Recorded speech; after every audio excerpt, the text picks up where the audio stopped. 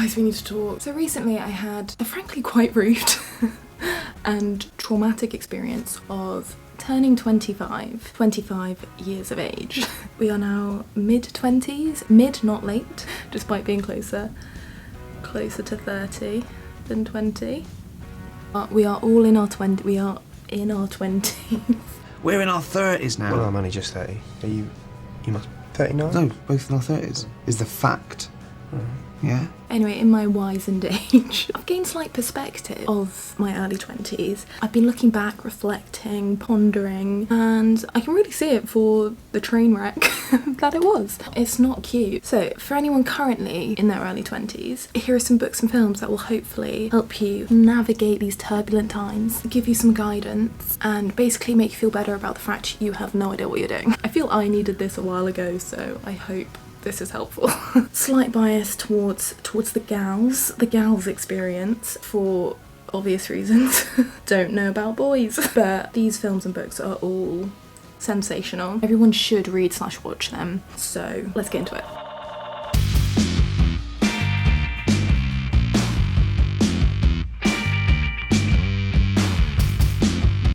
Okay, films. We are starting off with an absolute beauty, one of my favourite films of recent years, Shiver Baby by Emma Seligman. Came out in 2020. Shiver Baby is set over one day as our lead protagonist Danielle attends a shiver ceremony with her parents. As the day goes on, Danielle is put in increasingly tense situations, bumping into her ex-girlfriend Maya, questioned by endless family friends about her career, her weight loss, and whether she has a boyfriend. Finally, the cherry on top, she bumps into the man she's been sleeping with for money. We find out in the opening scene that she's actually a sugar baby. Get it? Shiver baby. Sugar baby. And this guy walks in with his wife and child. So why is this on the list? So Danielle is fresh out of college and she has no idea what she wants to do. She wants to do something with feminism, but is basically very lost. As we go through the film, more and more pressure is placed on Danielle to give answers to what she's doing and what her next moves are. The tension is almost unbearable, increased by the setting being very claustrophobic in this very packed house, the awkwardness of all these relationships coming together at such an inappropriate time, and the almost horror-like string score background which punctuates these conversations. It's pure chaos, but this tension perfectly allows the film to dissect the expectations placed on young women once they enter the adult world. Danielle basically spends the film trying to gain power and control over her situation, which is quickly running away from her. Just gonna run through some brilliant things about this film. It seems to actually have a good and realistic representation of bisexuality. It also presents young people as young people. The way Danielle and Maya speak to each other is so natural. They're petty and argue about who replied to whose Instagram stories. It's great. These are very intelligent young women. They talk like they are actually 22. On this same note, Danielle is flawed because of her youth. She's kind of bratty. She can say things which are not the most sensitive because she is still learning, and the film perfectly shows how it's okay to still keep learning and not be a fully formed person at the age of 22. I've got a video on anti-teenage narratives which goes into this a lot more, but yeah, it's quite rare to find young people who are actually written like young people. It's clear that this is made by a 25-year-old in the best way. Finally, the backdrop of death and mourning perfectly ties into the themes of growing up and losing the sort of childish, innocent part of yourself as you enter adulthood. Anyway, this film is perfection. Please go watch it. Oh, this next one's a goodie. This next one's so good. The Souvenir by Joanna Hogg. It came out in 2019. It's very reflective on Joanna Hogg's own experience in film school in the 80s. So it follows Julie, a charmingly fresh-faced film student living in London, who meets the charismatic Anthony. Through their tumultuous relationship, Julie's creative confidence is both inspired and crushed as her life is upended by this other person. The film explores how slowly destructive someone can be despite their best intentions, and the ways we influence both positively and negatively a person's sense of self at such a formative time. I feel this film is a really important meditation on how confidence and power increases and sort of wanes in your early 20s, especially within relationships and career. She tries on different identities. A shot scene with her friend smoking in a dark apartment contrasts the lavish upper-class room that she ends up in with Anthony. Often we see Julie through the mirror, usually at important moments of self-discovery, such as at one point the camera films her family through the cracked mirror, at the apex of her downward spiral. cycle. The mirror in art usually represents self-reflection. The mirrors in the film metaphorically showing Julie's own path to self-knowledge. Tonally, it is difficult to know how we are meant to feel. At times there is a wonderful romance to what we are seeing. This is often seen in quite abstract shots of the scenery or in the use of Super 8 cinematography to create a sort of nostalgic, poetic romanticisation of this time period. In other times though, the bleakness of her situation is pushed to the forefront with very realistic shots, long takes, and sort of fly on the wall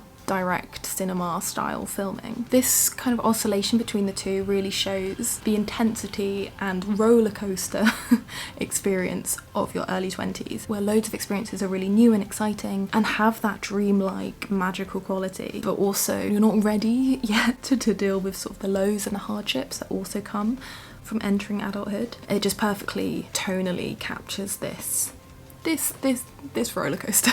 There is also a wonderful portrayal of a mother and daughter relationship, which is aided by the fact that the mum is played by Tilda Swinton, who is the real life mother of the actress who plays Julie. So it's a very like natural, close bond between mother and daughter. Other things to love about it, Joanna Hogg's dissection of like the upper middle classes is just so unique, so brilliantly done in all her films. Also just Joanna Hogg just generally writes with such nuance, like her characters are so hard to villainize even when they do really awful things. She's just the best.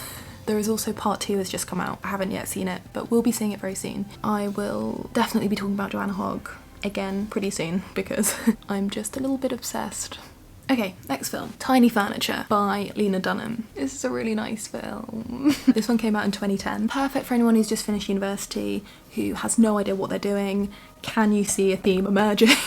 So we follow Aura, who is 22, just graduated from college, and has broken up with her long-term boyfriend, and she has to move back in with her very high-achieving mother and younger sister, and she has to sort of navigate life without the identity markers of the educational system, a friendship group, or a long-term partner. She falls back in with her childhood best friend, has romantic attachments with detached and pretentious men. She finds herself a low-paying job and basically tries to find a new life for herself. It perfectly explores that sort of disconnected, alienated, aimless feeling you get when you enter adulthood and have to sort of leave behind those steps which were always laid out for you and now suddenly pulled out from underneath you. What's great about this film is that there is no great big storyline or character arc. The aimless, meandering plot encapsulates this stage in a person's life where anything is kind of possible and that should be exciting, but you also don't have the maturity level or experience, then everything feels impossible. It's a vicious cycle. Often your early 20s is portrayed as like going out all the time and like having fun and having a huge group of friends and your career sorted and you've got a great apartment and you've got a great guy and like all this stuff. In reality, it's probably more likely to be moving back into your parents, away from all your friends, working jobs you hate for very little money. Hate to break it to your kids, but it's not all fun and games. What else was great about this? So the family dynamic, brilliant. Again, we've actually got another real life on-screen mother, daughter, sister reality mother-daughter. What am I saying? Lena Dunham's actual mum and actual sister play her mother and sister in the film. Very simple.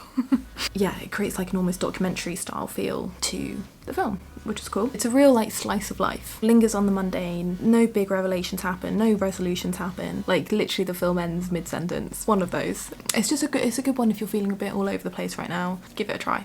Let me know what you think. Okay, final film we're going to chat about today is it's a classic. It is Before Sunrise by Richard Linklater from 1995. This is the first one in the trilogy. Perhaps the simplest premise of any film ever made. Boy meets girl on train, they get on, boy asks girl to get off the train with him, boy and girl walk through streets of Vienna talking.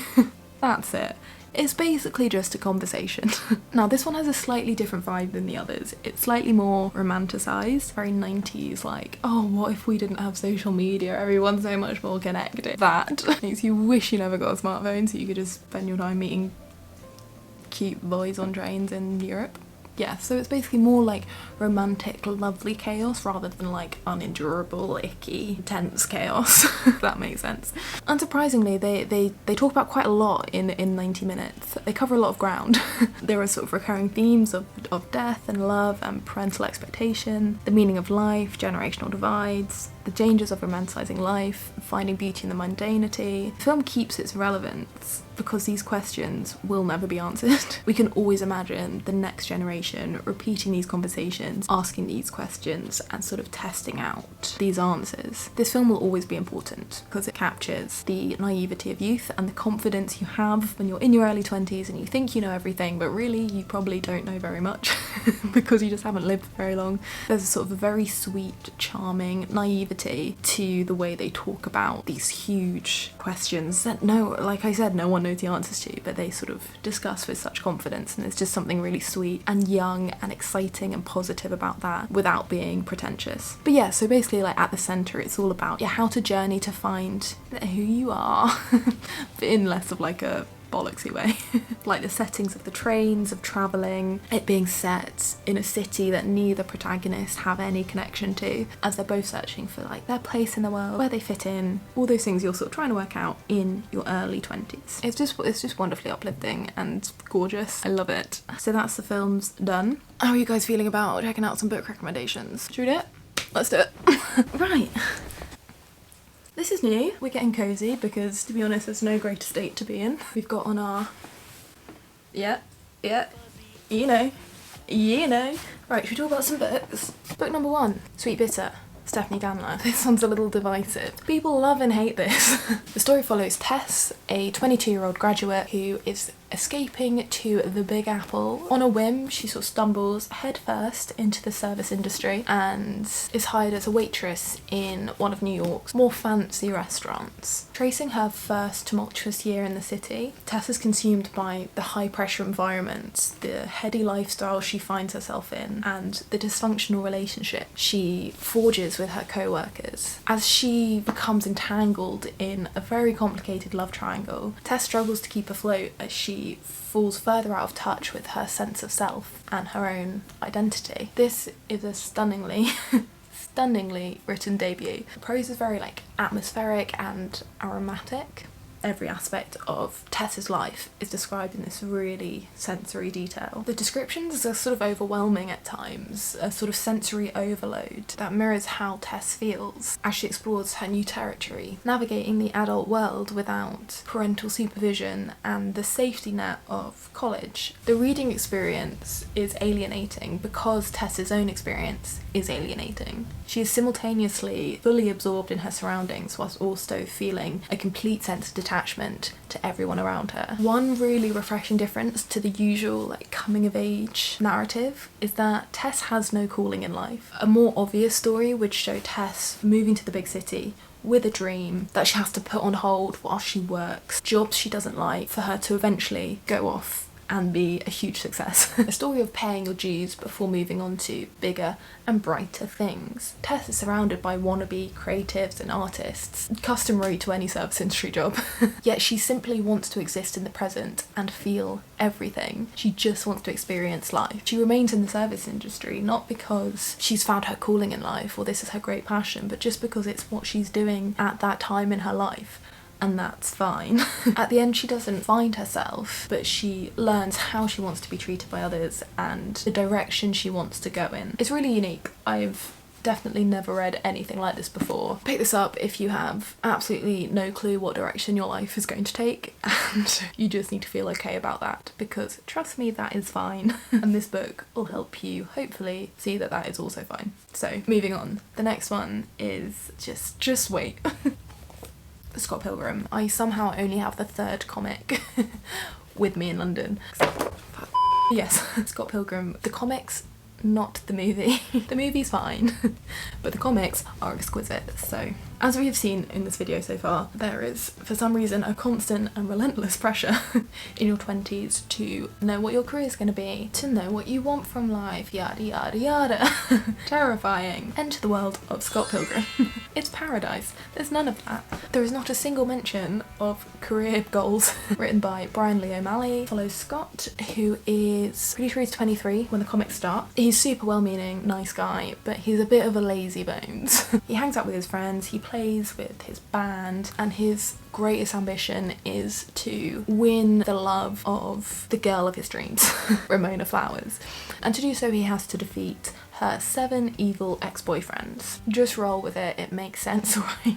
So it's zany, it's surreal, it's weird, but it's also so mundane. Like, pretty much all the books are just him and his sort of circle of friends and acquaintances just hanging out, just really low stakes, which is really comforting. Like, there is that sort of bewilderment, insecurity, and like uncertainty, but essentially the characters are pretty happy. Like, no one has their whole life planned out, no one's really doing what they love, but they're just sort of living their life in their early 20s. They're not having a crisis, they're not having breakdowns, they're just having a rad time. It's just nice to read about that you don't have to have a crisis. If that's what's happening, you can just like enjoy life for a bit, living a very chilled existence. And it's also hilarious. These comics are just ridiculous. They're just the best. You will absolutely love them. Okay, we're getting there. Right, next book, The Marriage Plot by Jeffrey Eugenides. Eugenides. Yeah. Jeffrey Eugenides. This sounds strange now I'm saying it so many times. If you haven't heard of this one, he also wrote The Virgin Suicides and Middlesex. Haven't read those two. Need to, because they sound great, but this one is just it's just magical. It's so good. So what is it? So this one tells the story of an intense love triangle between Madeline, a Jane Austen loving literature student from a very affluent background, Leonard, who is fiercely intelligent yet aloof biologist struggling with bipolar, and Mitchell, a theology major and a desperate romantic who is searching for spiritual enlightenment. As these three graduate from Brown University in the 1980s, the narrative shifts in perspective, following them in their early 20s as they navigate the trials and tribulations of the adult world. Sounds great, doesn't it? It is. Of course it is. So first off, Eugenides' writing is hilarious and sweet and witty and tender, and just he's really good at writing. He picked a good career for himself. It's really engrossing, it's full of literary references and perfectly takes apart the sort of pretentiousness of academia and university life. The book sort of explores themes of mental health and religion and spiritual enlightenment and searching for meaning in a world of confusion, which all perfectly just encapsulate the coming of age genre. And what's so central to this narrative is sort of the question of love and navigating relationships when you are still really young. It kind of heartbreakingly but also beautifully looks at the useful optimism that you can always save someone through loving them, and it sort of illustrates the enduring pain of like losing pieces of yourself when entangled in such an intense love for someone else. All these really like messy questions of how love works when you're in your early 20s. He does a cracking job at it. Similar to Before Sunrise, it asks lots of big questions in a very unpretentious, witty way. It dissects so many things which are so important in your 20s, so just go give it a read. Okay, how do you guys feel about finishing on the most uplifting, gorgeous book you will ever read? We're doing it. We're talking about Act Your Age, Eve Brown. Act Your Age, Eve Brown by Talia Hibbert. Talia Hibbert is quickly becoming one of my favourite writers. So this is the last of the Brown sisters trilogy. So the other two, we've got Chloe Brown and Dani Brown. So these are basically just really beautiful, hilarious romances with the best representation and the most gorgeously feminist men that you will ever read in any book ever. Just everyone else stop trying. It's done, it's been done, it's complete. She completed it, mate. So anyway, so Eve is the younger sister. She is technically 26 in this book, but because we've seen her in the other books and because the issues she talks about now developed in her early 20s, and it's all about her trying to deal with how she set up her life, and it just works, okay? it counts. So the premise, Eve is known as the sort of flighty brown sister who can't commit to a career, is always quitting before she's really given anything a go. She's incredibly well-meaning and upbeat and lovely, but she just doesn't quite work out for her. Eve tries to prove herself to her parents, to her family, by finally committing to a job and sort of becoming an adult. Due to some very random and unforeseen circumstances, she ends up becoming a chef at a sort of countryside B&B, to the complete disdain of the owner, the cold, mysterious but devastatingly handsome Jacob. Sparks fly, heat rises, icy hearts are melted. It is so good. I'm not putting this on this list because everyone should read it. They should, but that's not the reason. I think Eve is the perfect antidote to going through self-doubt in your early 20s. She sees herself as a disappointment to her family. Like, she means well, she always tries her hardest, but she always expects to fail. But through the relationship she has with Jacob and her own self-reflection, she learns to accept herself, to get over her fear of disappointing others, and basically just live her best life. It's so uplifting. The other books and films on this list are great for you feeling less alone if you're going through a tough time, but this one shows that it is quite positive if you're going through those things. It means you are growing, if that makes sense, that there's light at the end of the tunnel. You'll make it out and you'll be better for it. Okay, so what have we learned from this? I feel like most of these books and films offer no real resolution to our problem. I think the thing we all need to take away from this is that there is no way to solve your early 20s. There's just not, and that's fine. Really, these films kind of encourage you not to have everything figured out. The chaos is there for a reason. The chaos helps us grow. There is no one mould of how to live well in your early 20s. Just you do you, hun. I hope these suggestions made you feel a little less alone in your crisis. Hopefully one day we'll have our figured out. But until then, let's just enjoy the ride. We're all fine. We're all say it with me. We're all fine. Anyway, please subscribe if you like this, and like it if you liked it, and other things if you liked it would be nice if you liked it. Yeah, I'll be back somewhat soon if my dissertation doesn't kill me. So.